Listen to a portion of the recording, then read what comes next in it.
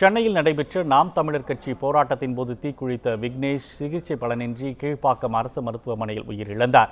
திருவாரூர் மாவட்டம் மன்னார்குடியில் உள்ள விக்னேஷின் வீட்டில் பொதுமக்கள் அஞ்சலிக்காக வைக்கப்பட்டிருந்த அவரது உடலுக்கு அஞ்சலி செலுத்திய மதிமுக பொதுச் செயலாளர் வைகோ விக்னேஷின் பெற்றோரான பாண்டியன் கண்ணகி தம்பதியருக்கு ஆறுதல் தெரிவித்தார்.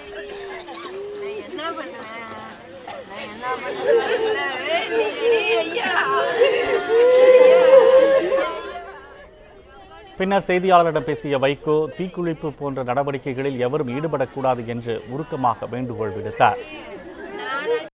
இந்த உணர்ச்சி செத்து கிடக்கிற தமிழ்நாட்டில் என் சாவு, என் மரணம், என் உடலை பற்றி எரித்த நெருப்பு தமிழர்களை வீசுகிற சாட்டையடியாக இருக்கட்டும் என்றவர் செத்திருக்கிறார்.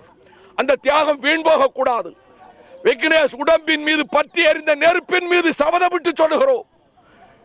மத்திய அரசை வஞ்சிக்காதே, கர்நாடகத்துக்கு துணை போகாதே, அணை கட்ட அனுமதிக்காதே. நாம் தமிழர் கட்சியின் தலைமை ஒருங்கிணைப்பாளர் சீமான் உள்ளிட்டோரும் அஞ்சலி செலுத்தினர்.